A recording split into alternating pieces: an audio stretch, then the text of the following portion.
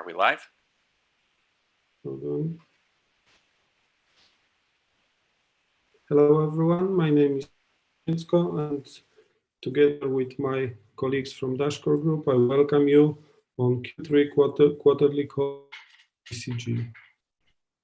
Our operator and Ryan will lead the Ryan. I'm handing over to you. All right, perfect. Hi, and welcome to our third quarter 2019 Dashcore Group conference call. I'm Ryan Taylor, CEO of Dashcore Group, and I'm joined on the call by several members of Dashcore Group, including Robert Wyko, our Chief Operations Officer, who just spoke, Glenn Austin, our Chief Financial Officer, and Bob Carroll, our Chief Technology Officer. And we have additional members of the core team on for the Q&A session as well. Moving to the agenda.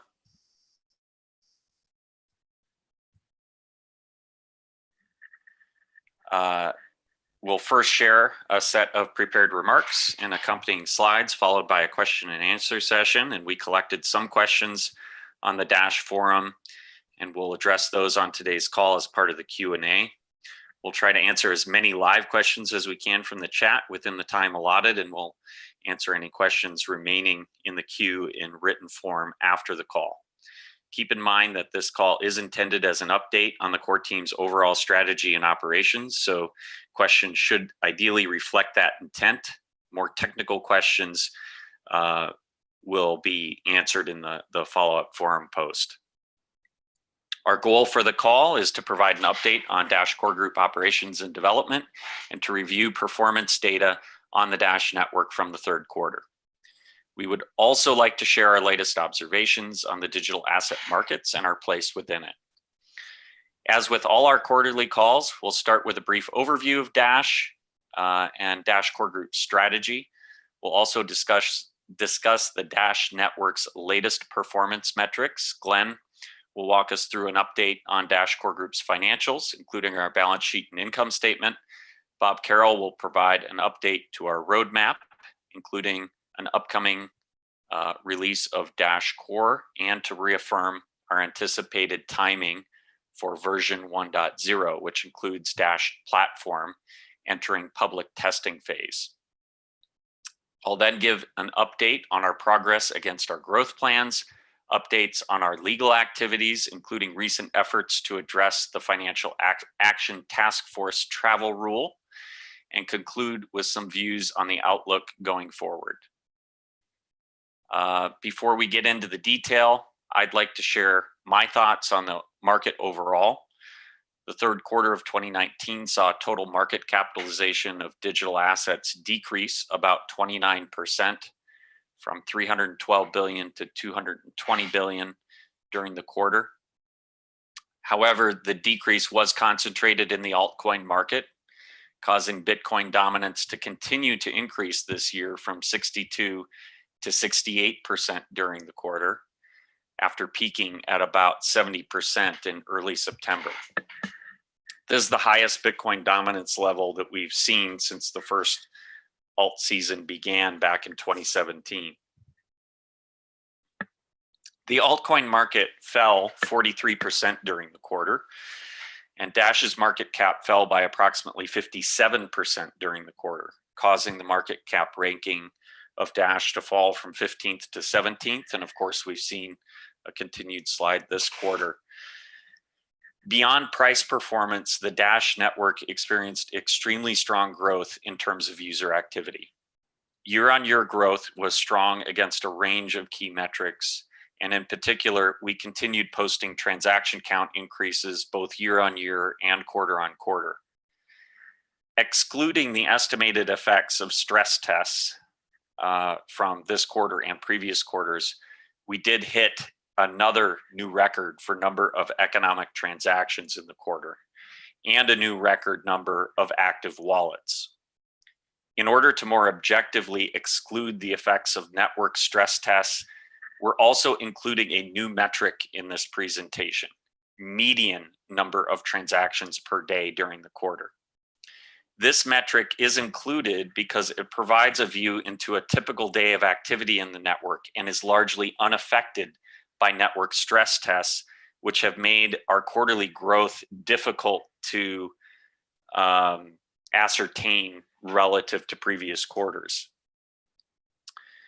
And in fact, our growth in median transaction counts increased to a new record of over 15,000 economic transactions per day, which represents a 39% increase over the previous record quarter. Recent price drops aside, we do continue to witness Dash's adoption and growing use in the markets that we're targeting. So with that, we'll get into the presentation. If we can flip to the next slide. So as I said, with all of our quarterly calls, we'll start with this overview of Dash. Our goal is to provide a greater degree of financial freedom for everyone by providing the world with better money. Our brand identity continues to focus on the individual with your money, your way, really highlighting the benefits of Dash. We're targeting individuals, businesses, and developers by addressing problems we see in the payments industry that cryptocurrency and Dash's speed in particular can address. We attract those users with a borderless, fast, inexpensive, secure, and easy to use payment network. We feature instant payments for under $1 with enhanced user security and privacy. These features make Dash ideal for both online and point of sale purchases, which is very unique within the cryptocurrency space. The Dash network consists of many components, including the Dash currency, which is used to facilitate payments, and the network upon which the users interact. With the upcoming release of Dash Platform, we are working towards greater flexibility for developers by introducing the ability to build and easily integrate applications designed for use on the Dash network. We believe these are the components necessary to compete within the payments industry and deliver value to users. We've been talking for a long time about the concept of evolution. If we could flip to the next slide. And now that the first evolution components approach their release, we want to spend a little bit of time clarifying once again what evolution is and the components that are coming out with version 1.0. The primary component is the Dash platform, upon which all other features will be built. It's been designed in a way that is highly extensible and flexible, allowing Dash Core Group or any third party to build decentralized applications and enhance payment functionality. Because of dependencies, we need to release Dash platform first, and the network must migrate to that version before we can introduce applications that run on Dash platform. Dash platform will add application storage and a decentralized API to the network identities, and a number of other features. Once the migration to Dash platform is complete on mainnet, we will introduce the first application, probably what many of you envision when you think of evolution, the Dash Pay application. This application will allow users to register a unique network-wide username, create contact lists, create profiles, and transact with other users in easy-to-use fashion similar to Venmo or Cash App. Dash platform will also enable developers to start building applications for merchants and consumers, including applications that can interact with Dash Pay. Merchant-facing applications will introduce new capabilities that address their unique needs, such as multi-party access, the ability to request Dash Pay profile information, such as a user's shipping address from customers. And in the future, we'll introduce additional applications, including an offers application that allows users to follow offers from their favorite merchants, that allows merchants to push offers to their followers. Users will have the ability to forward attractive offers to users in their contact lists, reward applications, and others. And what's really important here is that third-party developers will be able to develop their own versions of these things. And we're already in conversations with companies and individual developers that have ideas for how Dash platform could be used to develop unique applications, including invoicing applications or decentralized finance type applications. We have many ideas about how we can enhance the consumer and merchant experiences with the Dash network using Dash platform, and we can't wait to see what other developers are able to build using the APIs, data storage, and software development kits that will be available to everyone. Next slide. So we have many, Dash Core Group's growth strategy consists not only of a great product that puts users first, but also consists of credible paths to growth in a variety of markets that we believe are the best fit for cryptocurrency and Dash in particular. Version 0.14 was fully adopted during Q3, which in early July allowed us to activate chain locks and chained instant send. With these new capabilities, the network is now delivering a user experience and security level that's unmatched by any other cryptocurrency network. The markets we are targeting are those with the greatest need and greatest fit for cryptocurrency and Dash especially, due to our unique features such as instantly confirmed transactions. These markets tend to be underserved by existing payment systems. First, hyperinflation. Venezuela is proving to be a great market for us, not only because of the hyperinflation, but because we're solving a lot of practical limitations of the local payment systems. And we'll talk more about a specific example later in the deck. But understandably, over 80% of adults in Venezuela have developed a deep skepticism of government-issued currency. And I believe that that skepticism is likely to last a long time and provide a very long runway for solutions like Dash to enter the market and grow. The US cannabis markets, including suppliers such as testing laboratories and complementary products, crypto trading, which basically we're improving the movement of value between exchanges using instant send. Remittances, which is primarily focused on Latin America, given the size of the market and the synergies that we're experiencing with Venezuela use cases. High chargeback industries were initially focused on online gaming, esports betting, sports betting, and fantasy sports betting in particular, because of the need for very fast settlement in those particular areas. As we've continued targeting these markets, we've learned a lot about what is working best, and we're seeing continued traction in each of them. But our strategy continues to evolve within each of these areas as we discover what's effective. First, in our remittance strategy, we've expanded from strictly focusing on the US to Mexico corridor to a broader Latin America-wide approach. There are clear synergies with our Venezuela strategy by enabling fiat trading pairs in the many countries to which Venezuelans are migrating, so that workers can send a usable currency back home to supplement their family's income. During the quarter, we announced our first Mexican peso trading pair, which allows us to continue with our remittance plans to and from Mexico. We'll discuss more about our plans from this integration in the growth section of today's presentation. We also shifted some of our business development capacity towards the gaming market starting late in Q3, as we announced on the last quarterly call of our intention to do so.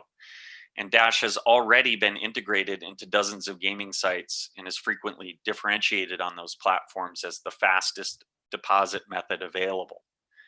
We're currently focused on outreach to payment platforms that serve gaming clients and beginning to get traction with those conversations. Last quarter, we also kicked off a major education campaign with exchanges regarding our instant send and chain locks technology that was introduced in July. That campaign is proceeding very well. We've targeted quality over quantity during this campaign, with most of our efforts directed towards high volume exchanges or exchanges that bring new fiat trading pairs. We remain actively engaged with many major exchanges on the topics of instant send, chain locks, and the regulatory changes that occurred during the quarter with the Financial Action Task Force travel rule requirements being issued. to both expand Dash's acceptance and to ensure Dash's unique features are added. Expect to see additional major exchanges supporting instant send or chain locks over the coming months as our engagement on these features continue.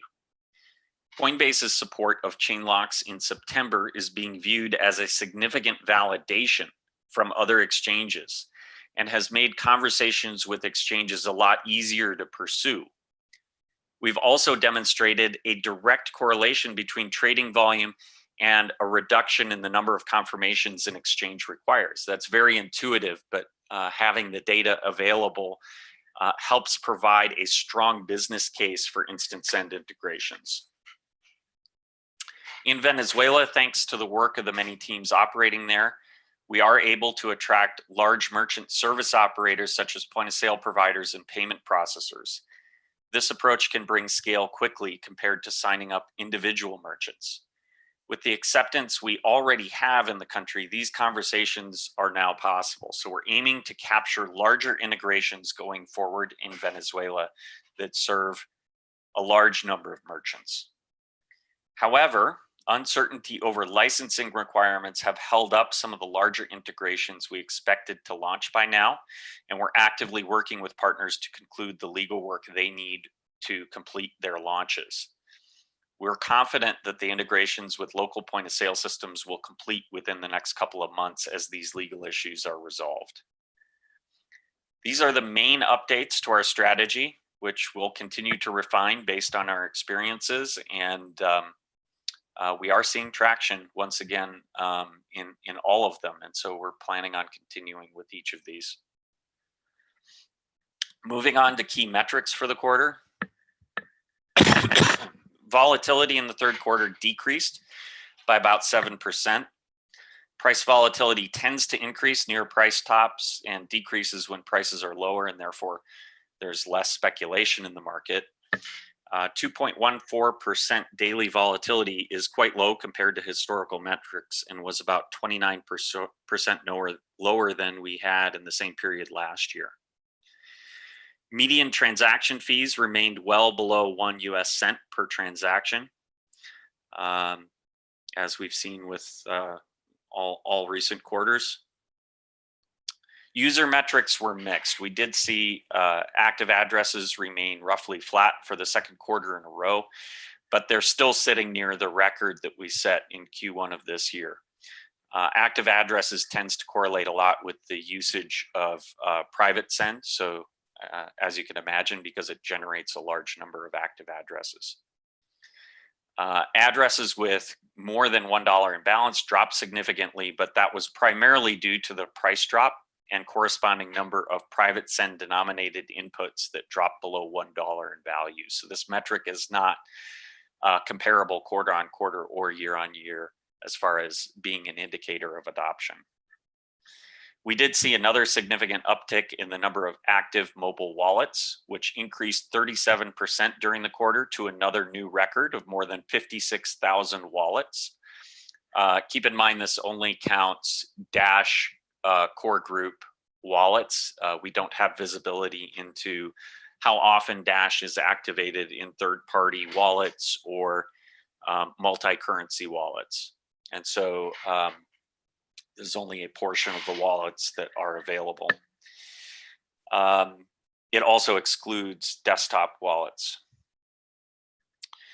Q2 also saw most of our usage metrics increase. In fact, excluding the estimated effects of stress tests conducted last year, the network hit another new record of economic transactions, which likely topped 1.5 million transactions excluding the quarter's stress tests.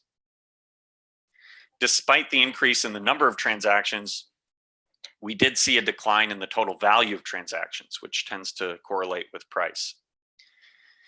Median transaction value at about $12 was consistent with those measured over the last year. It's ranged as high as 30 and as low as 10. So this continues to illustrate the usage of Dash for everyday purchases.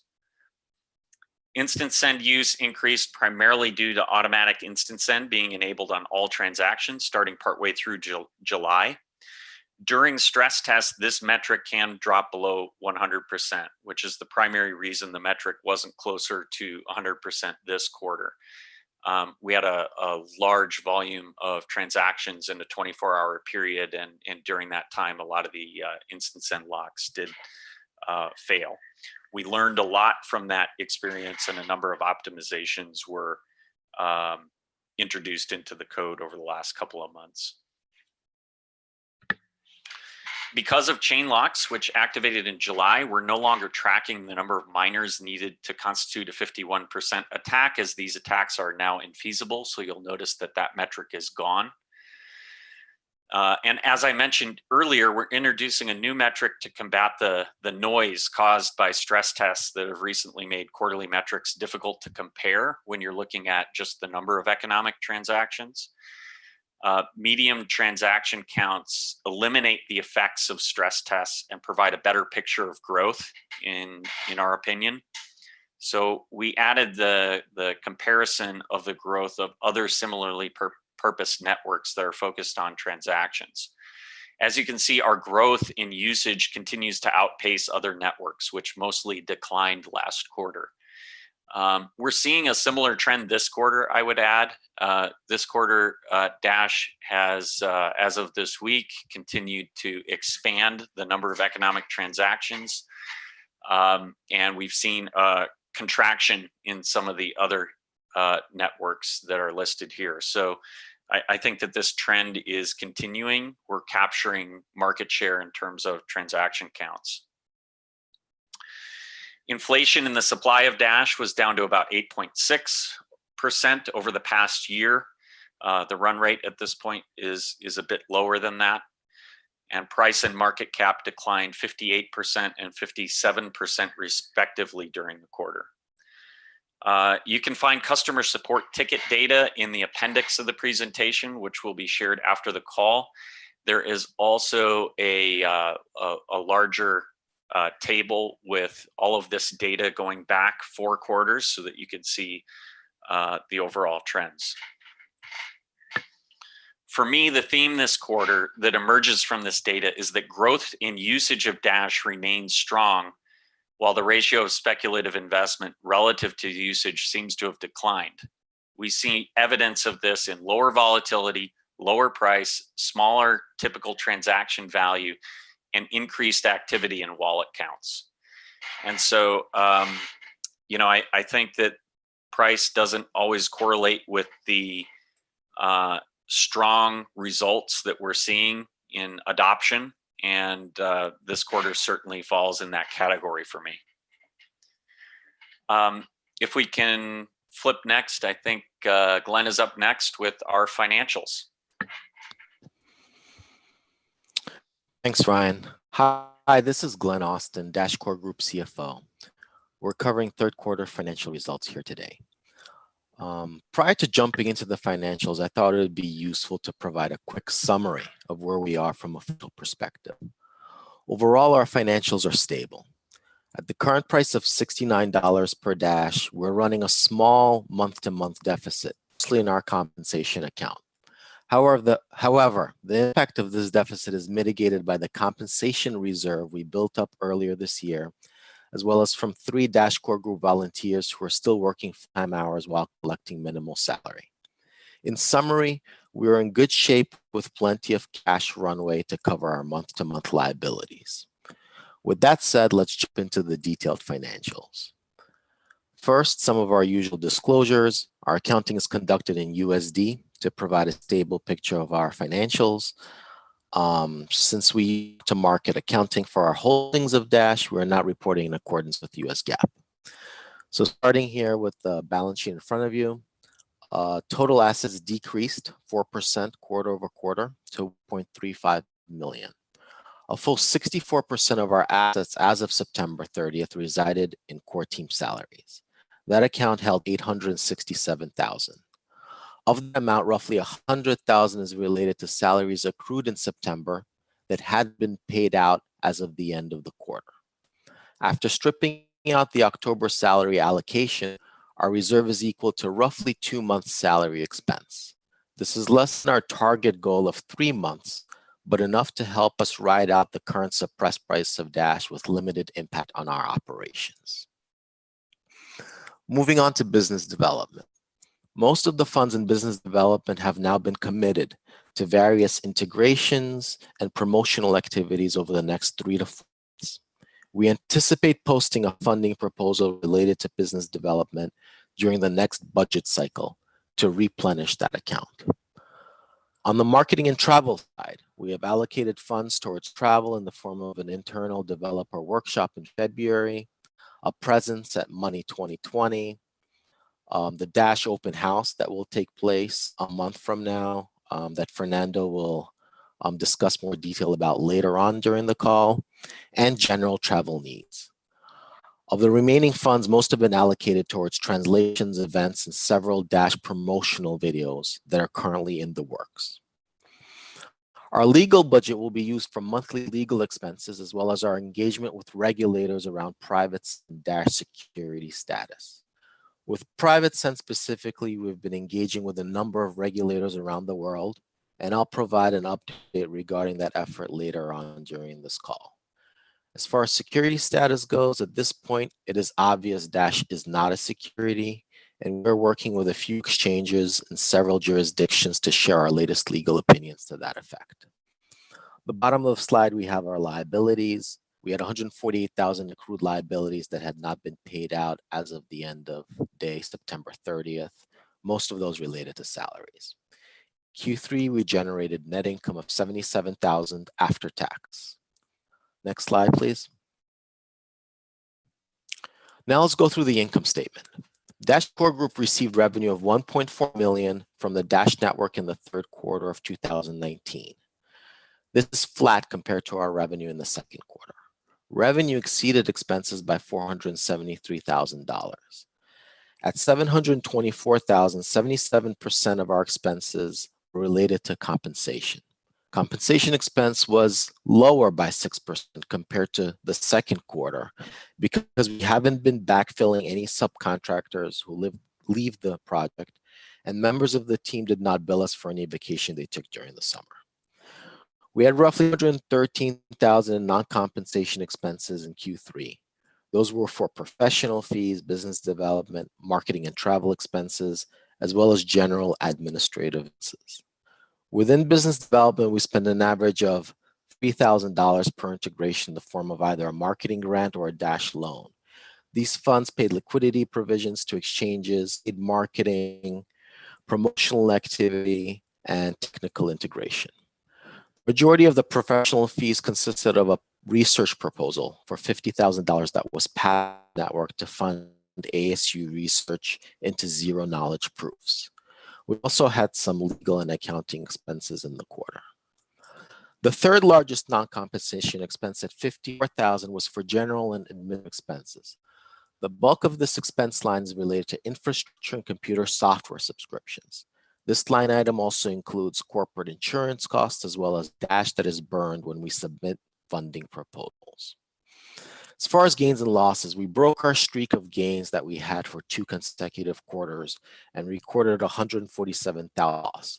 This loss is generated by a timing difference between receiving the funds from the network and the lag it takes to liquidate the Dash in the open market. It's a policy over the last few quarters. We have been liquidating the remainder of Dash we received from the network after processing our Dash-denominated monthly invoices. This liquidation is gradual and happens throughout each month. So the price of Dash dropped over 50% during the third quarter. This loss is not surprising as we were continually selling Dash as the price was trending downwards. Overall, we anticipate Dash exchange-related gains and losses to average 0 over the long term. We also paid out our federal and state taxes in the third quarter in the amount of $247,000. Our tax liability for the fiscal year 2019 was generated by aggressively rebuilding our compensation reserve. Since our fiscal year ends in June, and there was a bull run in the price of Dash at the beginning of the year, generated taxable net income for the fiscal year. Unlike, we did not submit a separate proposal to fund our tax liability, but instead include standard language in our proposals that funds would be used for stated purposes as well as related taxes. So far, due to a fall in both the price of Dash and our overall reserve since June 30th, we generated any taxable gains for fiscal year 2020, but there's another 7 months left in this fiscal year. As mentioned on the previous slide, net income was $77,000 for Q3 2019. So in conclusion, where are we from a financial perspective? Well, during the mini bull market earlier this year, we were able to grow our reserves, particularly our compensation reserve. Our current break-even is roughly $87 per Dash, so we are still running a small deficit on a monthly basis. The market has been challenging over the past few months, but given that we were able to strengthen our balance sheet during the second quarter of this year, we can withstand this downturn in the cryptocurrency market. Overall, our financial health is fine. Bob, handing it over to you for the technology update.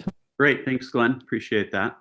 And excited to share the technical delivery and update for you. This is, we're looking at the roadmap, and hopefully what you'll notice is that this is significantly enhanced as far as number of products, as well as insights into where the development efforts are going. So the Q3 update on both or on all of the Dash Wallet, the platform, and core had a very robust quarter. The Dash Wallet, we did an Uphold integration on iOS, which has been very well received, as well as some price sourcing improvements and support for the 0.14 release of Dash Core, which included the instant send receiving. On Dash Platform, although we're still in development mode and these have not been delivered to the network yet, we had some extremely important accomplishments during the quarter, specifically around solving one of our largest technical implementation problems in that of being able to properly and deterministically order the changes to data or drive data, as you would, across a distributed network. And that's just been one of the implementation challenges we've been grappling with for a little while. And we were able to successfully architect that within this last quarter. It led to the introduction of what was discussed at our European conference of the platform chain, which will actually handle not only the data storage, but also the propagation across the network. And that's an exciting improvement that has sped up our delivery. We also were able to introduce and develop our endpoints that support SPV. And those are endpoints through DAPI, so running over HTTP. And then we can't forget the significance of 0.14 and Core's deliverable. And Q3 represented the full migration over to the 0.14 release, which included a couple point releases, but as Ryan already alluded to earlier, most importantly, the chain locks implementation, as well as utilizing the long-living masternode quorums to support instant send. Q4 is as active, if not more active of a quarter across the product lines as well. Starting with the wallet, we have a redesign that's in place. As you know, we've had two native wallets, our Android and iOS wallet, that have been operating somewhat independently, and especially from a design perspective. And so we are building a uniform user experience across both of those operating systems. And so that is underway right now. What it includes on iOS is dark mode support, which obviously isn't an Android feature, but some advanced security options as for the wallet, as well as shortcuts to commonly used features. All of these will be wrapped up into a beta period that will begin in Q4. And if there aren't any big issues found in that, we'll have a full rollout in Q4 as well. So we're excited about the work, the cooperation and collaboration across those separate development teams, and the great work that the designers have been doing and the product owners to drive that forward. On the platform standpoint, this is what we've been waiting for and excited about is the delivery of our first release to a network, a public network, a public test net, and we are anticipating that still this quarter and are on target to deliver that. I have a slide dedicated to platform, and so I'll leave it in brief there for a moment on this quarter. And then in Q4 for core, we have another major release on deck, and that is our 0.15 release. We have nearly 1,000 commits and changes to that set of source code, which really constitutes a major release for us. We've removed the old instant send as we've migrated completely to LLMQ-based instant send. We've removed alert systems. We deprecated Spork 15.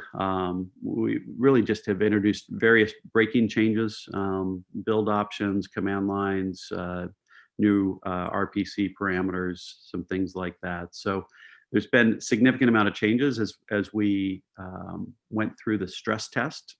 We found opportunities to make enhancements there as well. And lastly, we've made some great updates to the Qt user interface as well. And I'll show you a couple examples of that on an upcoming slide.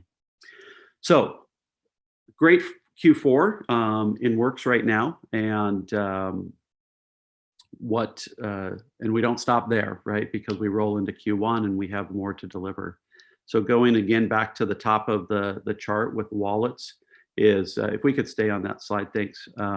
We have Dash Pay, which has been the wallet that we've been designing for the delivery of the experience that will include English-based usernames and easy to build contact lists and pay to names as opposed to addresses. And what that represents is the next steps of after the redesign. And a critical decision was made also during this last quarter to build upon our native products that we have to deliver the Dash Pay user experience. That was critical because we had previously been embarking on a separate product, a separate source code. There had always been the question, what are you going to do with 3 wallets? And does that mean that the native wallets go away? And we really went through a deep analysis on that, involved the entire team to participate in that, and weighed out the pros and cons. And the decision landed on the fact that we had such great strength in the feature functionality of our native wallets that just needed to be supplemented with the great design that was in the Dash Pay project at that point in time. And that there really, if those two could be blended together, there wasn't a need for a third wallet, and that allowed us to be more efficient with our resources as well. So Dash Pay has a real roadmap that's associated with that, and the same vision and deliverable and end goal as we have always had. On Dash Platform, what we'll introduce in December is a public test net. We're calling it EvoNet, and I'll explain why in a moment. But that will just be the beginning of multiple releases until we get to a full rollout of all features that need to be in Dash Platform. So you can see a list there of future features to be developed. Future is not far off. That doesn't mean that we're sending that down the road a ways. It just means that those will happen possibly in various quarters, and haven't assigned those to a specific quarter yet. So let's move forward to the next slide and show you a little bit of the Qt enhancements that were included. And you can see that we've updated on the right-hand side of this. You'll see some screenshots from the updated wallet. We've updated the colors and styles to be consistent with the new branding. This is feedback that we've had. You can see the old watermark on the left-hand side with the big D. So we've got a real pure white background now. We've made fixes to fonts. We've moved some elements around to make it clearer to the user of what they're what the intentions are and the real calls to action on the page. There were headers on the pages before and tabs that looked exactly like buttons. So we've tried to clear up that quite a bit as well. So this is part of the 0.15 release. Will be an updated and enhanced Qt UI. So we're excited about that. Let's move to the next slide and talk about, if we could go one more slide, and then I'm going to have you go back. I apologize. Let's go one more slide forward. The other direction. Thank you. Sorry about that. Another thing that will be included with the 0.15 release is an updated and enhanced set of documentation for the Dash core documentation. I know these are small, but they're just meant to be graphical representations. On the left, you have today's documentation, which is at dashdocs.github.io. It's great documentation. There's great content in there. However, the UI had a lot of opportunities to be enhanced, and so we took advantage of that during this quarter, and we'll be delivering that with the 0.15 release, which is really what the center graphic represents there. Quite a bit more intuitive left-hand nav, some right-hand table of contents, global search throughout the entire site, which we haven't had before, and just an overall lighter feel to the documentation. So when we deliver Dash Core 0.15, we will still have the Dash Docs site live with the 0.15 docs. However, we'll also have a new site in parallel with all of the content updated as well. Give a chance for users to become familiar with it. And then in future releases, we will only move forward with the new documentation user experience. Why it's important also is because we have a whole new set of documentation that will be coming out, and that's the Dash platform documentation, and that will be integrated into the same experience as well. Robert, if we could go back one slide, I apologize for mixing up the order on you. And just wanted to talk a little bit about what this Dash platform is and what EvoNet really is that's new terminology.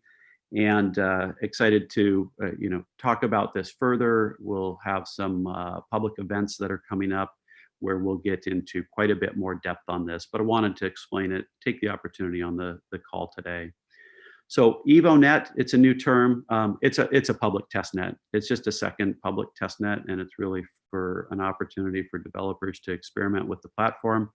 And it's separate from our existing test net. And you may ask, why is that? Why would you put a second one out there?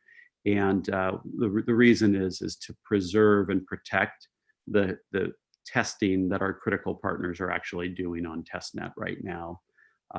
As mentioned, we onboarded some key partners recently. Coinbase as one, very prominent, and testnet's getting quite a bit more use than it had been in the past. So we wanted to preserve that and protect it. So when you hear EvoNet, you can think testnet 2, you can think another testnet, whatever you'd like. It's public, it'll be out there for everyone, and we're excited to introduce that with this release. What Dash Platform will be in December is not our final version. It's really our first deliverable. And first deliverables are oftentimes and usually the most difficult for a team to get out the door. And I'm excited to have this one out the door, and that we'll be getting it out because it represents something that then is repeatable for us as a team as we add more feature functionality to it. So what will we be able to do with that? We'll be able to connect to that network via the distributed API, so we can connect to it via DAPI. We'll be able to create test identities and register test names. And I just want to pause on that for a moment to say what that really means. You can take the word test out. We just wanted to emphasize it here because you're going to create an identity and you're going to register a name. Because we're on a test net, they're not final identities and final dash names. And we just want to make sure that that's clear. Whatever happens on test net's going to get blown up. It's not going to persist. These are not the registration of your Dash username that you'll have forever. This is merely a test environment, but will give users the opportunity to understand a bit more about them and how they work and what can be done with them. We'll also be able to fetch those identities, resolve usernames. We can create documents, update and delete those on the network so we can test out the data storage, or what has been called drive. And then we'll have two reference contracts, data contracts on there, the Dash Platform Name Service, or DPNS as we like to call it, and Dash Pay. And so you'll have two examples of contracts, data contracts that you'll be able to look at the structure, look at how logic is built into those, and start to explore those on your own. We are locking down the testnet environment, so creation of new contracts won't happen on there in our first release. We'll allow you to create new ones on EvoNet in future releases. However, if you spin up your own DevNet using this source code, you'll be able to create those on your own. But within the public EvoNet, in this first release, we're going to lock that down, and you'll be able to start discovering our libraries. And so we'll be shipping our Dash Platform Protocol library, as well as our DAPI and DPNS client libraries. And so you'll be able to start exploring those. So quite a bit in this deliverable we're excited about. The documentation will guide you through how to download it, how to set it up. And, again, these source code repos are public right now. It hasn't prevented people from playing with it. And we've had actually some nice feedback and comments from people who've already taken the opportunity to do that. So we're very excited about that. And then the crowning part of this is just great documentation to help you through it. We're not going to throw you out there on your own with just a GitHub repo. We'll be able to walk you through it as well. So that you can expect in December, and we're excited to announce and confirm its initial release. So with that, Robert, we'll let you spin forward a couple slides and move on. All right, thank you. Next up is growth, so an update on business development. The business development team achieved a number of accomplishments during the quarter, including outreach and support for existing partners following the activation of the new Instance End and Chain Locks features in July. You'll also see on this slide some of the major business development accomplishments from a couple of other teams, and so I'll talk about some of the most notable ones as well. In Venezuela, starting at the top of the page, we sponsored a proof of concept with a mall parking garage, Car Millennium, to test the hypothesis that mall parking lots could effectively onboard new Dash users. We had that hypothesis because the lines can queue for over an hour to be able to pay and get out of a garage, just because of the failure of existing payment networks. The process can take a long time to get a payment to go through. And that test was launched in mid-August and was very successful. It led to more than 1,000 user signups in the first month. And that test enabled the team behind the project, Dash Mall and Parking, to initiate their own proposals to the network for funding. And they've since expanded to additional malls. They were not funded in the most recent quarter, but their work continues and they are collecting donations for that. They're also considering shifting to a model where the mall pays for their presence. So that may be a very sustainable growth path for onboarding new users with real motivation and benefit to them to signing up. We also continued to deepen our partnership with Panda Exchange by integrating Dash into their point of sale processing service, XPay. XPay enables cash in and cash out, and enables purchases at merchants. And the immediate result of that integration was the rollout of Dash at Pharmarket, which is a chain of 22 pharmacy locations in Caracas. XPay also has 80 additional small and medium retail merchants that are served by XPay in both Colombia and Venezuela. So that was a significant integration there that brought quite a number of merchants. Of course, the biggest news of the quarter was our integration into Coinbase Pro in mid-September, and a few days later into Coinbase.com. And we've been communicating with Coinbase since early 2017. So a tremendous amount of effort went into that listing. And so it's really good to finally see that come to fruition. That integration greatly expands user access to Dash. Coinbase has tens of millions of users and quite a number of countries that are covered. So it's a great integration for us. It's also great because Coinbase elected to support chain locks.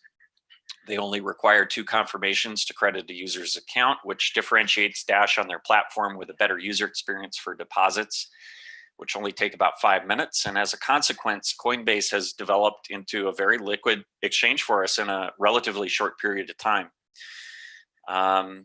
Bbox is a major exchange serving primarily Chinese markets. They are ranked a top 30 exchange globally by the Blockchain Transparency Institute, which adjusts volumes for wash trading to determine the true liquidity of an exchange. We did hold an Ask Me Anything with Bbox, and it was quite successful. We've since tried Ask Me Anythings with other networks. We recently did one with Gate.io, and it was actually their most followed AMA that they've ever held. So we may be doing more of those types of activities with exchanges. We added 2 major integrations to expand acceptance in the gaming markets.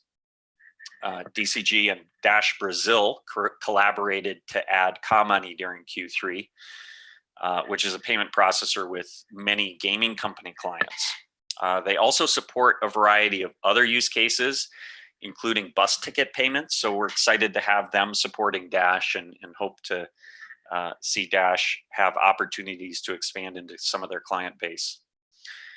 Doc Embassy was responsible for onboarding WoW Games, which is the largest creator of online casino games in Europe. Across all of the platforms that they serve, they have over 9 million registered users. And so that's another example of a significant integration brought in by Doc Embassy. On remittances, we added the Mexican peso via our integration with Qbobit. This was a really big step forward for our remittance strategy as we seek to address the large remittance corridor in the Americas. And while we can already enable individuals to self-service using exchanges in Venezuela, Colombia, Mexico, Brazil, and other key markets, we're now working with exchanges to develop and market services and websites specifically to enable remittances for non-technical users. So we're integrating services like Dash Text to make these services easy to use and intuitive. We also conducted a second workshop in Madrid in cooperation with Dash Text to learn more about users seeking to conduct remittances to Venezuela. The workshop was a bit like a focus group. It allowed us to learn user preferences for onboarding. And the biggest takeaway for us was that first-time users aren't willing to risk a large amount of their own money on their first transaction. So we need to develop promotions with our partners that require smaller transfers to start until users are onboarded and feel more comfortable that the process works as advertised. So we're applying those learnings from the workshop into the designs of the partner solutions that we're building and the promotions that we plan to run in order to incentivize new user signups. Alt36 launched a private consumer-facing beta test in July on our cannabis strategy. And they launched the service publicly at the end of August. And their first integration was into Relief Dispensary in San Francisco. And so that was held over Labor Day weekend here in the US, which is a long holiday weekend. And they're now actively processing consumer payments for customers for several merchants, including Pineapple Express, which is a delivery service covering most of the Los Angeles area. And although Alt36 doesn't yet integrate Dash payments directly, we are currently being used in the background to facilitate the payment from the customer to the merchant. Also, DCG engineers are currently supporting Alt36 to enable Dash to be accepted by all merchants within the next 2 months without any action required by the merchant. The current setup does require them to take actions in order to accept Dash, and so far, most of those have been reluctant to do so. And so we're basically pursuing a product strategy that won't require them to take those types of actions, and that should be concluded before the end of the year. There are several other integrations worth noting this quarter. Now Payments is an e-commerce payment service. And now that Dash is integrated, we're working with them to enable a Shapeshift-like service that enables merchants to receive only Dash, regardless of which cryptocurrency the user sends to the merchant. The Dash-only cash-out option is specifically being developed to support a client feature request that they've received. Doc Embassy had a number of notable integrations in this category with IQ Cash Now. They operate about 250 ATMs and about 1,000 points of sale in Europe. And Coinify, which claims to enable Dash payments at over 20,000 e-commerce merchants. Doc Embassy is working to obtain merchant information, if it's possible, from those service providers in order to add the listings to Discover Dash and allow the community to identify those merchants. There are privacy concerns over whether or not that data can be shared, and so it may require permission of the merchants in order to do so. But they are working through that issue, is my understanding. Doc Embassy also added Utrust, which is the payment solution that is behind the WoW Games integration that I mentioned earlier. Utrust tends to focus on high volume integrations, so other large merchants could result from that WoW Games effort. And in fact, yesterday, Utrust announced that it's powering payments for Alternative Air out of the UK, which enables flight purchases from more than 650 airlines. Dash Core Group also contracted work to be integrated into the self-hosted open source BTC Pay server product, and specifically added instant send during the quarter. The integration was available since the end of Q3, but the announcement was actually just put out this morning. So if you haven't seen that, BTC Pay server is an option for merchants to be able to self-host in a fee-free way, the ability to accept Dash instant send transactions. So that's a new capability for our network, and we're very, very glad to have that work complete. So in summary, we continue to advance in each of our strategy areas. We plan to continue pursuing opportunities in these areas going forward, as I mentioned earlier in the call, along with opportunistic integrations with large-scale payment processor whenever possible, as you can see on this slide. I'd also like to address our Latin American community specifically. Earlier this month, one of the teams operating in the region ceased operations, and the communication surrounding that closure created some confusion. And I want to make clear that many teams remain active throughout Latin America, including Dash Cabimas, Dash Brazil, Dash Help, Dash Mall and Parking, Dash Mexico, Dash Text, and Dash Venezuela.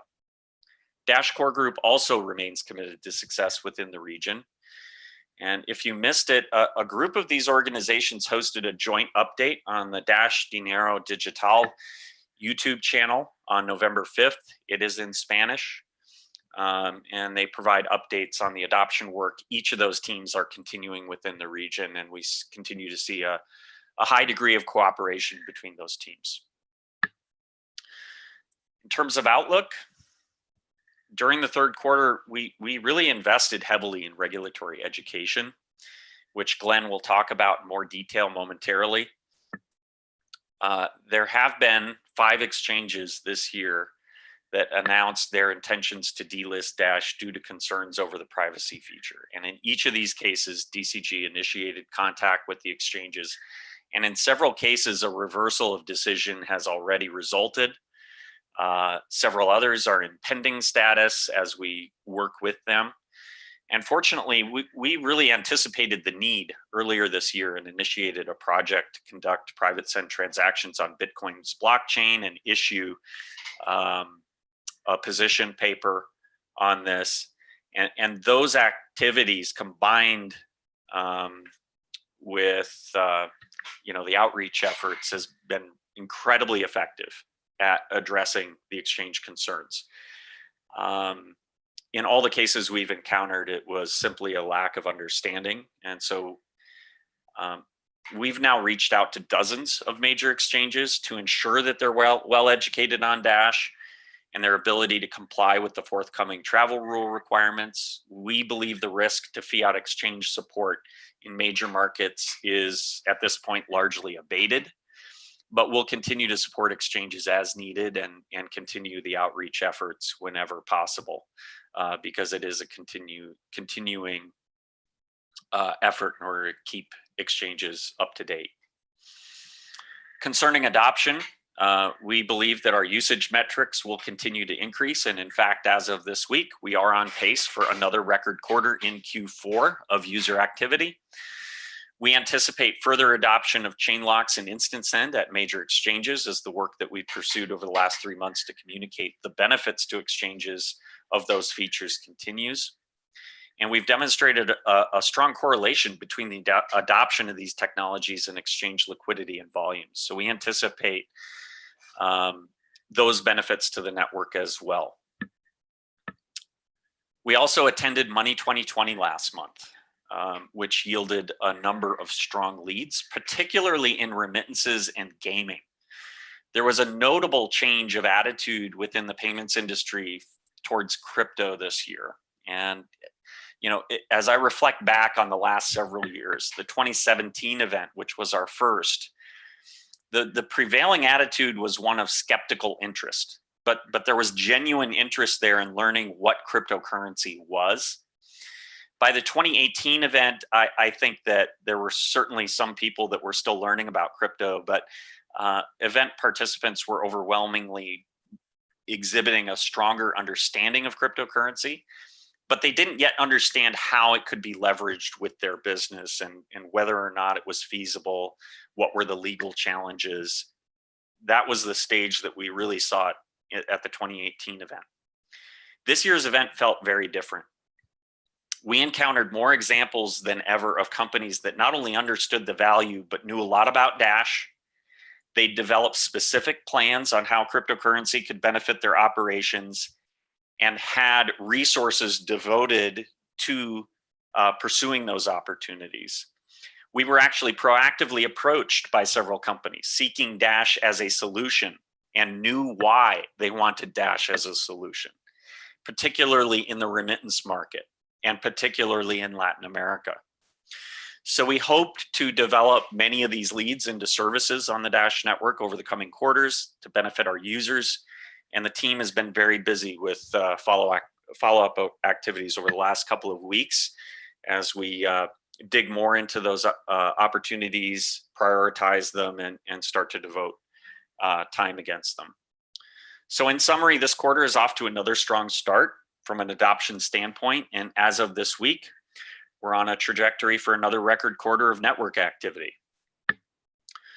So of course, the price and resulting budget remain challenges for both DCG and the network as a whole. And while DCG remains focused on the platform release, we have started working on a comprehensive plan to improve the economics of the network. And I anticipate sharing details before the end of the year on potential steps that we can take on that front. And with that, we can talk about some of the upcoming activities as well as update on the work that we've done with Private Send. So with that, I'll turn it over.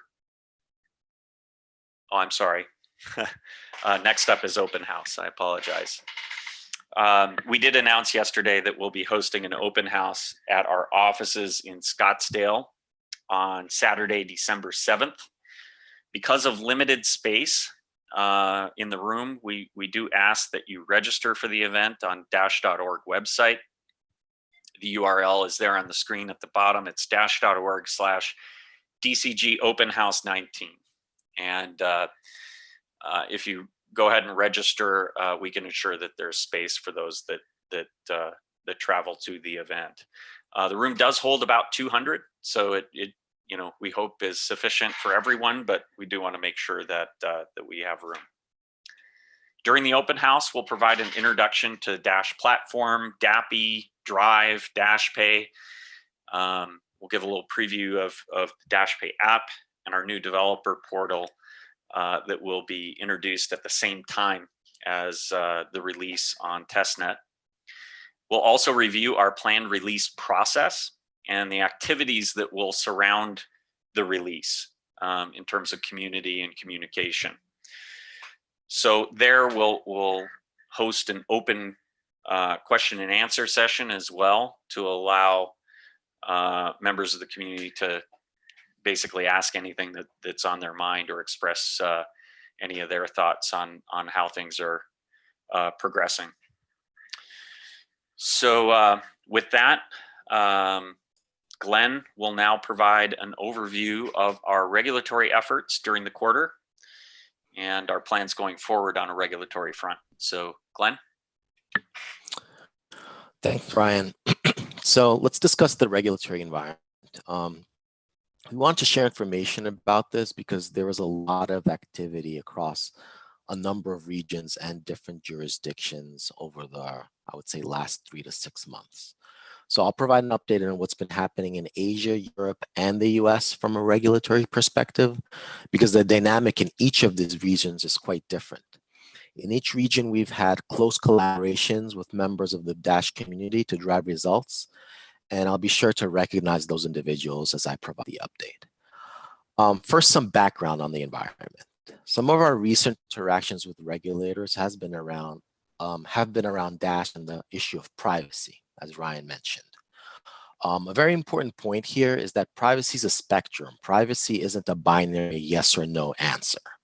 Along that spectrum, we believe that Dash is most similar to Bitcoin because there's no way to obscure sending or receiving addresses as well as amounts sent because of the transparent nature of each of those blockchains.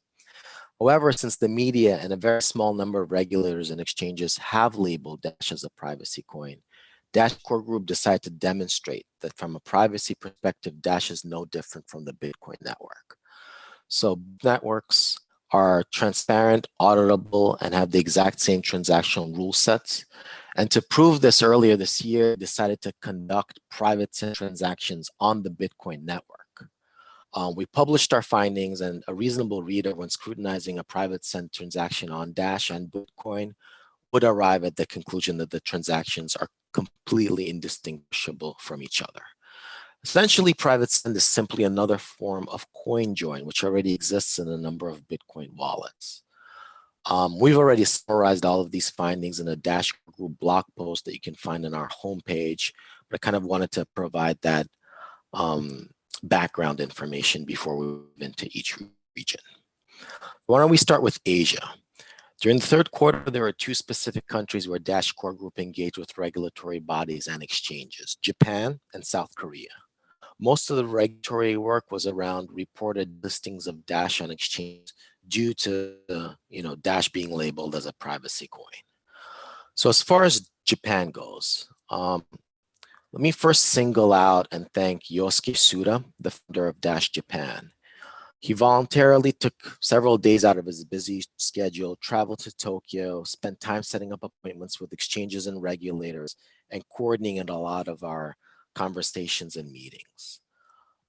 He dedicated countless hours following up and driving our Japan progress forward. And it's a true pleasure to really work with a community member as driven and committed as Yosuke in helping tackle the regulatory landscape in Japan. Also, Taiki Asakawa was coordinating and was instrumental in providing translation services during our numerous meetings. So thank you guys. Dash Core Group was on the ground in Japan in the beginning of September for the FinSum conference, and we were able to meet with a number of regulators and exchanges. Dash used to be listed in Japan on Kraken Japan and CoinCheck, but Kraken has since withdrawn from the market, and CoinCheck was hacked for NEM last year. And after they hacked, they decided to delist Dash, Monero, Zcash, and Augur. There have been other high-profile hacks of exchanges in Japan. And as a result, no new coins had been approved for listing since November 2017. This changed last week with Stellar being approved and listed. So I'm cautiously optimistic that the regulatory environment in Japan is changing. Dash Core Group met with several regulatory bodies as well as exchanges in Japan to understand exactly what steps need to be taken to relist Dash on exchanges there. As we participated in these conversations with regulators, it quickly became clear that nobody could point to the exact reason why Dash wasn't listed on exchanges, besides the narrative around Dash being a privacy coin. Essentially, since they had labeled Dash as a privacy coin, the regulators had decided that this was the case without any independent corroboration of the circumstances. Even when asked to define what a privacy coin actually is, the answer given is rather vague. So we're now engaged with the regulators in educating them on privates and privacy technology and Dash in particular. Overall, we're committed to re-entering the Japanese market, and we'll continue to engage with regulators there. Moving on to South Korea. During the third quarter, there were 3 exchanges that announced that they would be delisting Dash due to a potential violation of the FATF so-called travel rule. This again is kind of related to that privacy issue we described earlier. Dash Core Group reached out to all 3 exchanges separately and engaged in providing educational material and support for why Dash does not actually violate any requirements around the travel rule. As a result of the interactions, 2 of the exchanges have decided to now reread their decision to delist Dash and have basically moved us into pending status. We're going to continue engaging with them and continue engaging with regulators in general in Japan and South Korea in educating them on why there's absolutely no logical reason why Dash shouldn't be listed on exchanges there. Moving on to Europe. We've been closely working with Jan from Doc Embassy to engage with German and Swiss regulators around an opinion on Dash's regulatory status. Jan has done a tremendous job at finding the right regulators, exchanges, and local legal counsel to engage with, and has really driven the process forward. In the UK, we were also in conversations with an exchange that were towards delisting us. We were successful at reversing their decision after educating them on private send technology. And as a bonus, once they kind of learned more about Dash, they actually took the step to enable chain locks and InstaSend on the platform, which ended up being a big win. So we're overall seeing good progress in Europe as we continue working with our exchange partners and regulators there. Finally, here in the US, we had some initial conversations with the Crypto Ratings Council and have provided clarifying information about the Dash network to them. We anticipate that the council will most likely rate Dash in the near future regarding our security status. Additionally, last week, we participated in a conference on the travel rule in San Francisco where Ryan spoke on a panel. So we're getting our message out there in the US as well. Overall, globally, we've really made some tremendous progress on the regulatory front, and we will continue to stay engaged with the various stakeholders going forward. I'm very optimistic about our recent efforts and just glad to see that we're seeing a lot of traction with our strategy. And with that, I'll hand over back to Ryan, I believe, for the next slide. All right, that concludes the prepared portion of our remarks. Thank you for listening. We hope you found it informative, whether you're new to Dash or have listened to our quarterly calls before. And as with all of our quarterly calls, there will be an appendix that you'll be able to access after the call when we post the presentation. The appendix includes additional detail on Dash Core Group, network metrics, a data glossary, accomplishments that we had during the quarter, as well as an overview of what we're working on next. So with that, I'll turn it back over to Robert to remind everyone of the process we'll follow for the Q&A session. Thank you, Ryan. So we are moving on to the Q&A session. This quarter, we have received an enormous number of questions, so we have selected only 13 for the slide with Q&A. We have also received a couple of questions on the chat, YouTube chat, and we are going to respond as much as possible to them. All of the remaining questions will be answered and published on our forum later on this and next week. So please don't feel that your question is forgotten or missed. So with that, I will start with the question number 1. To what extent has block reward reallocation been discussed and considered? Yeah, so one of the questions that emerged following the introduction of chain locks is, does it make sense to continue spending as much as we do on of the block reward on hash rate, given that chain locks essentially adds another layer of security, and in many respects a much better layer of security to the network than proof of work. And I think that it is an excellent question. It's obvious that the right answer is not to continue to spend as much as we have in the past on that. And I believe that there can be significant improvements made to the cost efficiency of our network without sacrificing security. And so we are going to be engaging in a process of evaluating those options, presenting a proposal for discussion to the community. Ultimately, a change of this magnitude would require not only a significant discussion, but probably a vote in order to facilitate it. But we are actively working on a proposed change in this regard. And, it's really an opportunity for us to do a more comprehensive view of how all of the economics and security of the network works. We know that we can make this more efficient. So I think the answer is an unequivocal yes.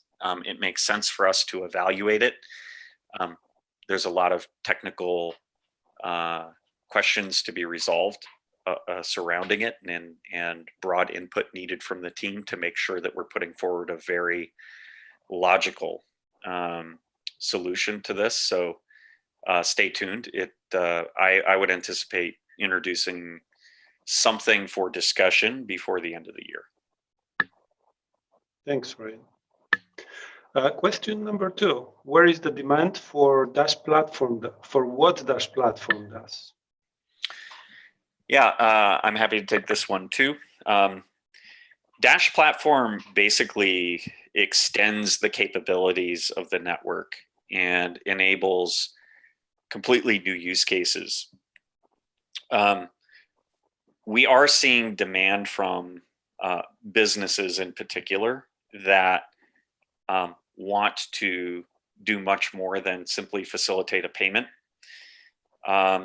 This is coming in the form of logistics, being able to attach data to the network along with payments, the ability to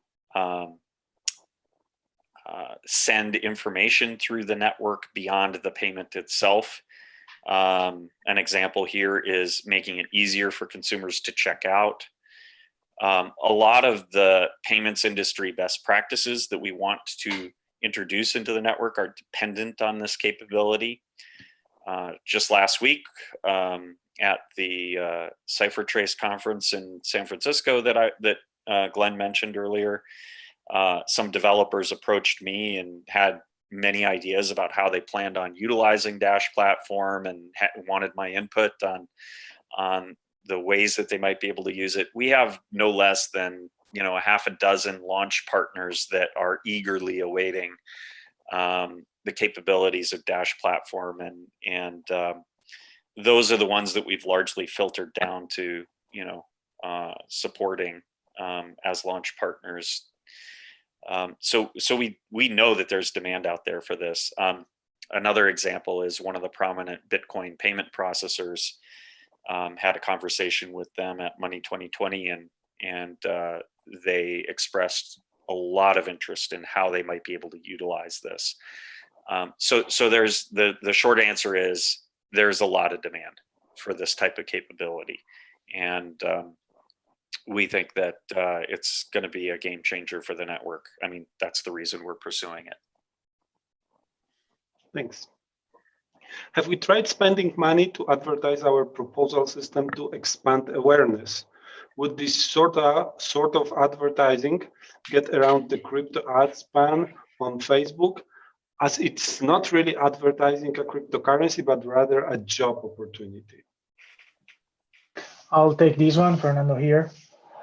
First, it's worth noting that Facebook has softened the limitations on crypto ads a lot. So right now, as long as you are not trying to sell coins, you are mostly okay, although certain things require previous approval, but it's still possible. However, we have not advertised the proposal system ever, and I don't think anyone has done it. But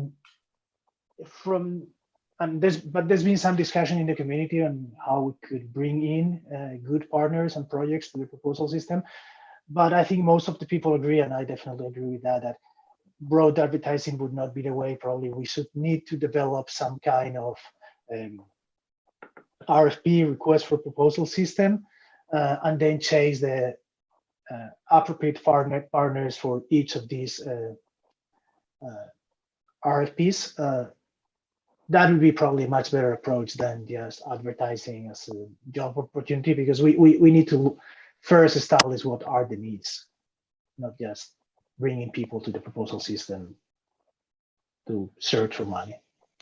I would add, if others feel differently, there's nothing stopping the community from putting a proposal up to do exactly this. Or at least having a discussion publicly about whether or not the masternodes would vote for such a proposal. So that's one of the advantages of our open system is, it's not dependent on whether or not Dash Core Group takes action on it. Thanks, guys. Question number 4. What marketing activity is Core currently pursuing, and what marketing activities are planned for the future? I guess it's also for you, Fernando. Yeah. Okay, the marketing function in DCG is working to bring Dash to the market and gain adoption. That obviously we can't do on ourselves, so we do through work with different multiplier groups. On one side, we work with community and media to put out the message about Dash. 3 topics are the ones that we mostly pursue: product, adoption and integrations, and then education. We create some content around that. We also do some brand work, and we put that through the channels we build and maintain, mostly the website that we maintain and update, also the user-facing documentation hosted at docs.dash.org, all our social media channels, the conferences we attend. We don't do as many as we would like these days, but we still get some offers. We sponsor a few, and then we attend many for free, but we are very careful which ones we choose. We produce some events like the open house we are throwing in December, and we also do PR work through the PR firm that the network selected, but also sometimes we do direct outreach and try to have the media inform about what Dash DAS. And the other big part that marketing is busy with is supporting our partners in getting DAS into the hands of their users. Sometimes this happens through business development, and we support them in the promotions we do with partners when they integrate, like the promotion that was launched yesterday with Binance US. In other occasions, there is no integration, but for different reasons, the partners reach out to us or we reach out to them to do things like Abra with their new wallet and new promotional activities we're going to be doing in the next few weeks. And other times, this activity with partners comes through other funded organizations in the ecosystem. We work very closely with all the embassies and DAS News, DAS Thailand, DAS Turkey, DAC, to also support them when it's possible with the communication around all those integrations. As for the future, the resources are limited, but we would expect to keep improving on all these areas of work, because there are many things we would like to do that we need to prioritize. So we have a big backlog of things we would like to do. And only if all these things were covered to our satisfaction, we would tackle new areas like paid media advertising and things like that to a significant degree. If not, we'll limit our activities so we can make them to a more complete extent. Excellent. Thank you, Fernando. Number 5. Has DCG considered changing the CEO title to avoid confusion in the press? Would Ryan Taylor consider the role of general manager? Yeah, I know there's a lot of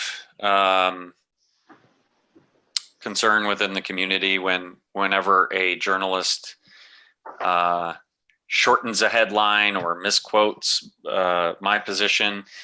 A lot of the suggestions are, can you change it to general manager? Can you change it to president? I think, whatever you change it to, this mistake is likely to continue. Changing it to president or some other title would still result in the same root problem, which is Ryan Taylor, president of Dash. And so I don't think that's actually a solution. Probably a more practical solution would be having a very different name for Dash Core Group. In the case of Zcash, they have Electric Coin Company, and that might allow that distinction to be made much more clearly, as opposed to a title change. And so I think that there's been a lot of noise on this. What we continue to focus on is correcting it whenever we see it.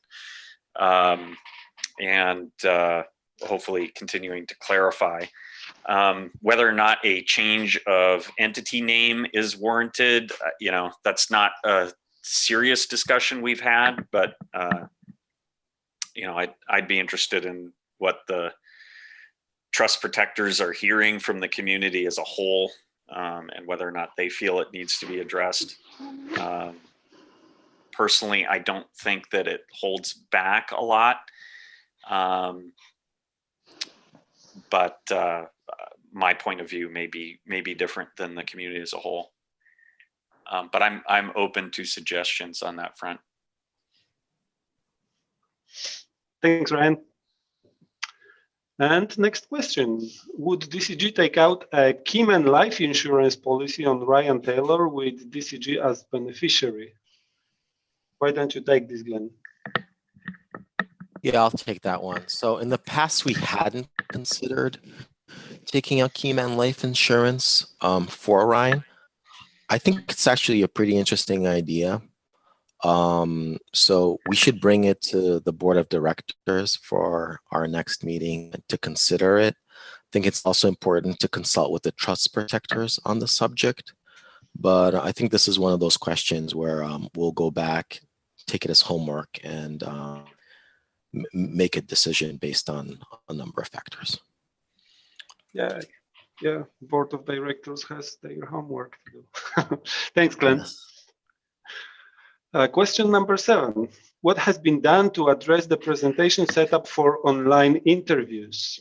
Very interesting. So a lot of this is directed at interviews that I did, particularly over the summer. I think there's a lot of confusion over kind of the timing of some of the criticism that I got and what I fixed and when I fixed it. I did, see the criticisms of the lighting in my office. Unfortunately, I'd done about 4 or 5 interviews in a very short period of time. The first one came out, the criticisms resulted from that, and I ordered some lighting and things.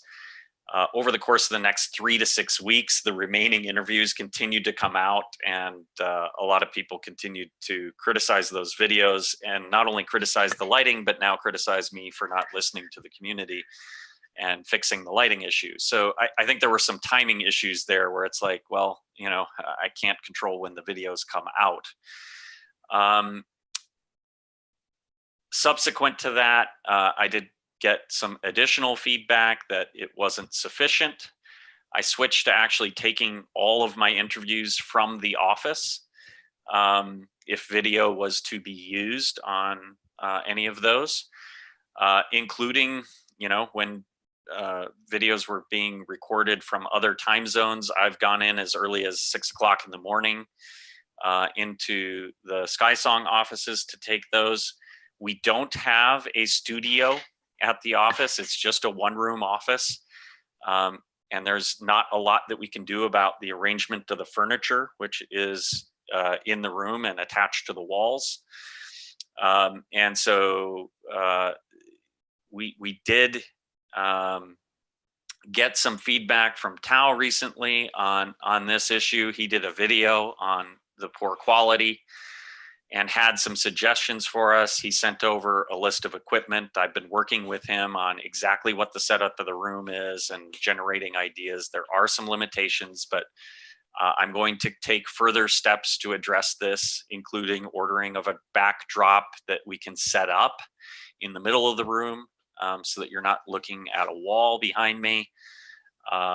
Some additional equipment around lighting, as well as microphones, in order to get rid of the headset and things of other nature. So I have been listening to the community.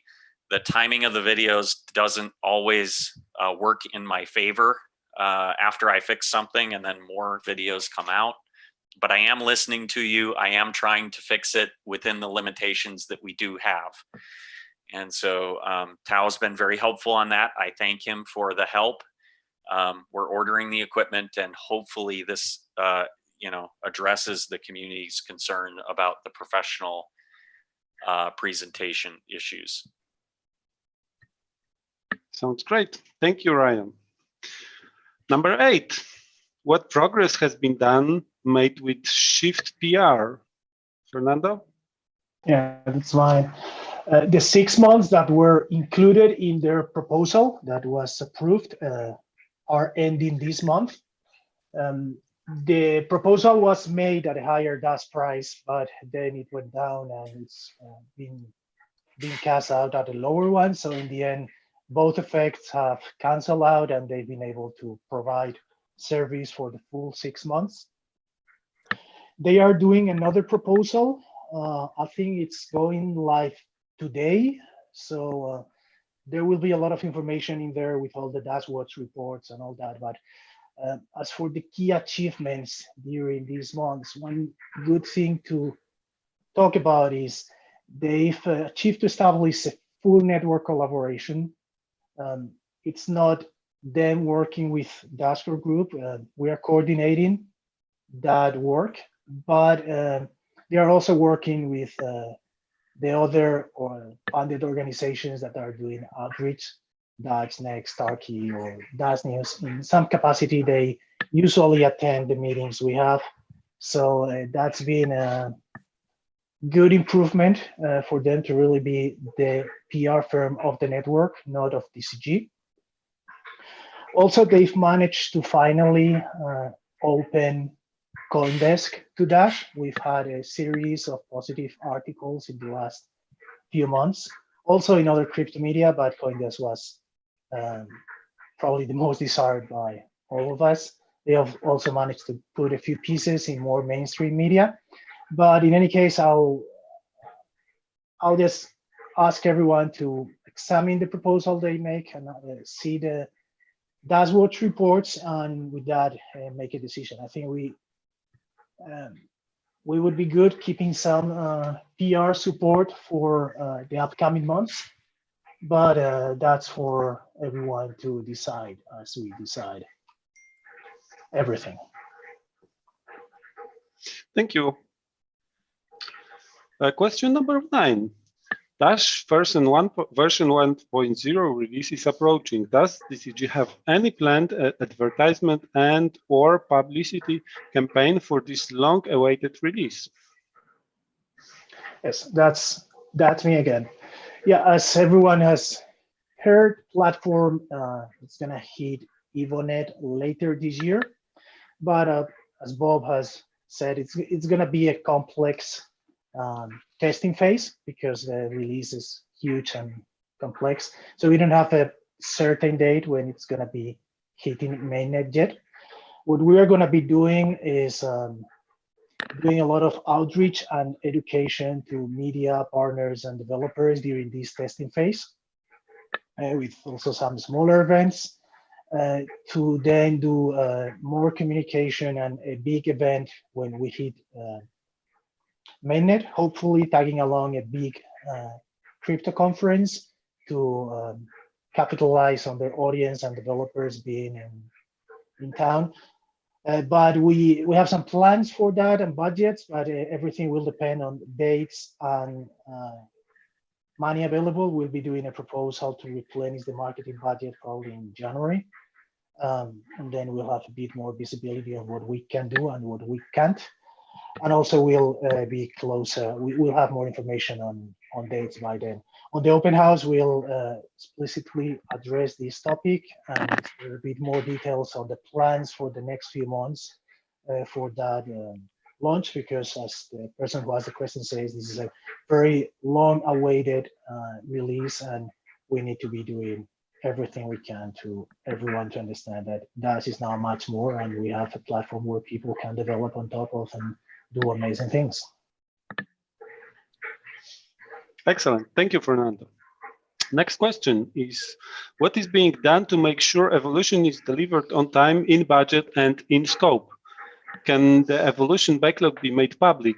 Can you publish what are your sprint goals and how they relate to evolution?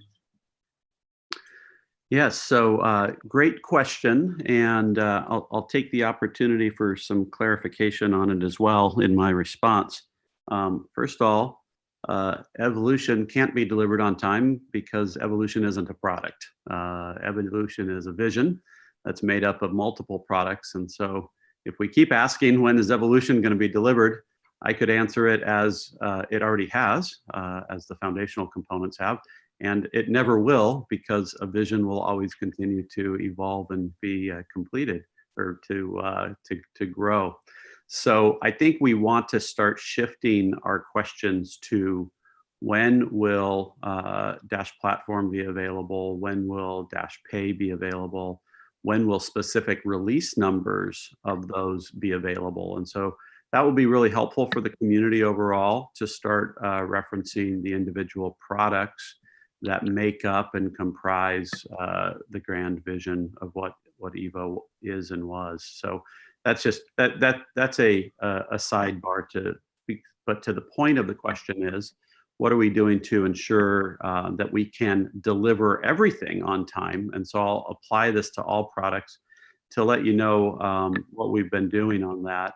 And really it centers around the adoption of agile development processes, which include specific roles on our teams, such as product owners who help collect requirements and prioritize those, as well as using Scrum Masters to organize our backlog grooming, our sprint planning, and our sprint review sessions. And those are being done religiously on both the Dash platform and the Dash Pay teams, which is part of what we're looking at here is the Evo types of releases. We've also had, as budget has allowed us, we've had a couple very low cost in-person meetups. And those have been important because driving through tough technical discussions require whiteboards and long days and repeated sessions that just is almost impossible in a distributed environment such as we are. And so those meetups have been very helpful. We have adjusted resources. That's included adding a developer to our platform team. And so we'll continue to look at that, as well as we've eliminated unnecessary complexities. And so through our planning, as well as our meeting efforts, we've looked at opportunities to eliminate complexity and to pull things back, which really led to the approach of EvoNet, of let's get the basics out, let's start building on it, because if we continue to try to build the overall project or deliver the end goal in the first release, we just won't get there. And so I think that those have all been very helpful. As far as transparency on publishing sprint goals and how they relate to releases, absolutely, we're very comfortable with that. We produce Liz produces the product updates on a weekly basis, and I'll work with her to look at how we can tweak that and tie those in to be a little bit more transparent on the products. So great questions. Don't take my criticism as far as using the term Evo as being anything else but clarifying to help us make sure that we're all setting realistic and achievable expectations. Great news about transparency. Thank you. Thanks, Bob. Question number 11. Is DCG actively researching ways to provide Dash price stability in terms of USD? For example, some sort of Dash-based stable token. Or is it still counting on mass adoption to solve it? I'll take this one. So obviously right now our focus is on delivering platform and the related capabilities, Dash Pay, those types of things. So that's where our development resources are focused. What Dash platform does allow for is the issuance of tokens in a similar way to SLP on Bitcoin Cash, but in a far more elegant and extensible fashion. Bitcoin Cash relies on a larger op return field in order to facilitate that. You'll be able to do much more in a much more customizable way on Dash platform. So it is absolutely possible to issue tokens. It is possible to issue some type of algorithmic or stable token, custody fund token of some sort on the Dash blockchain. So there will be the ability to do that. I think as far as Dash Core Group goes, I don't think this will be our immediate focus. We do have a lot of other components that we plan to release that add value, but there's nothing stopping other teams from pursuing something like this, or companies that would want to issue something on our blockchain. And so it's absolutely possible. And beyond this, though, as part of the work that we're doing on the economic revamp, there will be some component that delivers additional price stability that is kind of an incidental benefit if, kind of the initial ideas that we're batting around there come to fruition. So hopefully more details on how that would affect volatility will be available to the community before the end of the year. So there are some steps that we can take even without introducing a stable token of some type. Thank you, Ryan. Number 12, looking forward, can illegal material be kept put on a Dash blockchain? If so, can it be eradicated? Yeah, I'll take this one. So the impetus for this question is concerns over things like child pornography and other data that might be unsavory and certainly could be against the morals or ethics of people involved in running masternodes, as well as a reputational risk for the network and so on. And so the answer is that, is it technically feasible to submit data to the network of this nature? The answer is yes. Is it economically feasible? Probably not. The cost of transactions will be tied to the size, and certainly things like images and videos in particular would be extremely expensive to support. Beyond that, we are planning to introduce features that enable the data to be pruned or in a decentralized manner for data to be eradicated from the network. These are very complicated features. They aren't necessary for us to deliver evolution or deliver platform, excuse me. And so they'll have to come in a subsequent release. But we are contemplating how this could be done and evaluating alternatives there. So I think there can be some protections in place where the network overwhelmingly objects to hosting certain types of data. It does need to be done in a decentralized fashion, though, and that certainly increases the complexity of doing something like that. But I think that we're at least thinking about it and how it could be done in a future release. Great.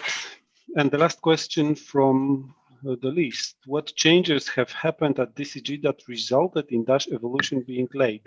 How many resources have been retired in favor of more efficient ones?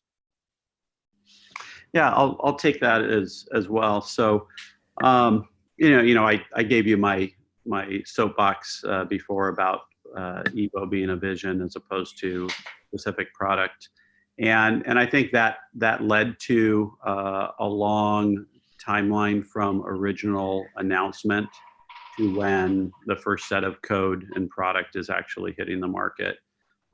It was announced in early 2016 without really a full design, but an aspiration to develop it, which was great.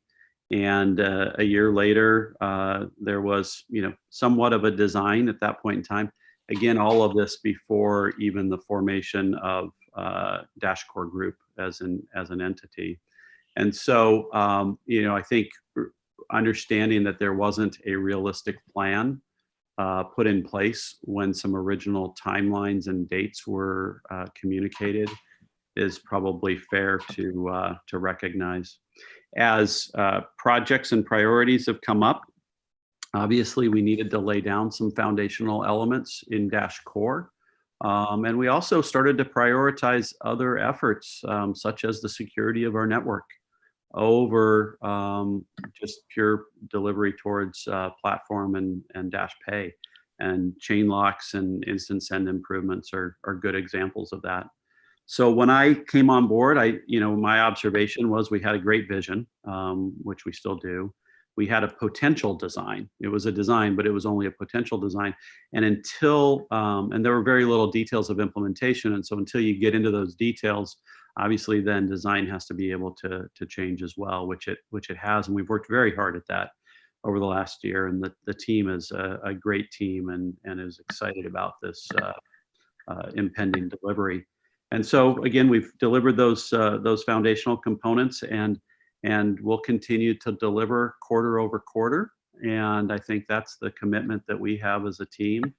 And I'm excited to see Dash platform and watch it, really provide as a catalyst for growth of the Dash network overall, just as any platform entree into the market does, as a Salesforce as a platform, Amazon as a platform, Dash as a platform has really great opportunities there. So I'm excited about that. As far as resources, it says how many resources have been retired in favor of more efficient ones. I would say our personnel decisions that have been made over the last year have led to a significant reduction in resources. All of those have been in favor of greater efficiency and greater productivity out of our resources. And my sense is, and this is based on other opinions that are shared with me as well, is that we've never had levels of efficiency in development before that we're having right now. So I think that's great. I think part of it is, again, going back to the previous question about the fact that we have good processes in place. We have a team that really enjoys working together. Trust is continuing to grow, and we just have to get the delivery out the door. So, I won't go into details because numbers lead to names, and just out of respect for everybody who's contributed to the project, let me just say that we have a very efficient, yet unfortunately a very lean team today. We'd love to have more resources, but we just can't afford it at this point. Ryan, I don't know if you have anything else to add on that one. No, I thought that was a good overview. Thank you. Yeah, I mean, we are a significantly smaller team than we were a year ago, but certainly from my vantage point, the output of the team is higher than it's ever been. And so I think that really speaks to a lot of things, including the deployment of lean methodology, Bob's leadership, the team learning to work together more efficiently, and clear direction on and so on. So we're just getting better at all the aspects, including planning. And so I think that you've seen that in the most recent couple of quarters where these dates haven't moved.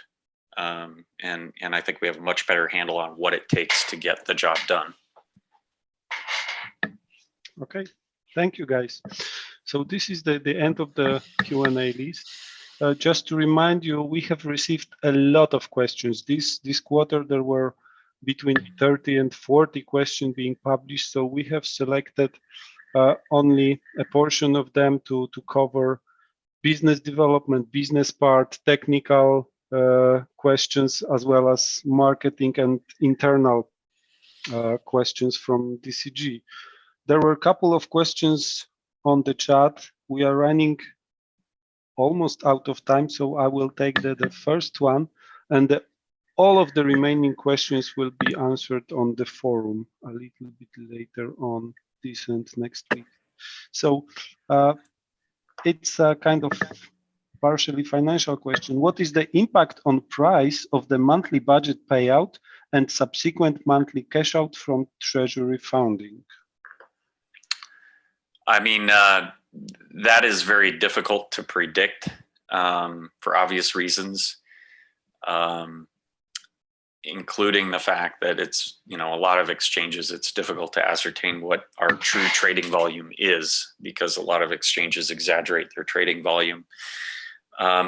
There is a correlation between the budget payouts and price that surrounds the budget payout date.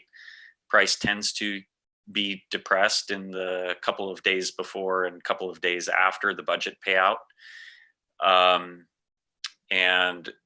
So there is some kind of an impact. That impact seems to be temporary, but it's very difficult to ascertain. You simply can't determine the exact impact. But I would say that the budget payout pales in comparison to the amount of payout that we experience every day throughout the rest of the month for mining operations, which are essentially break-even operations,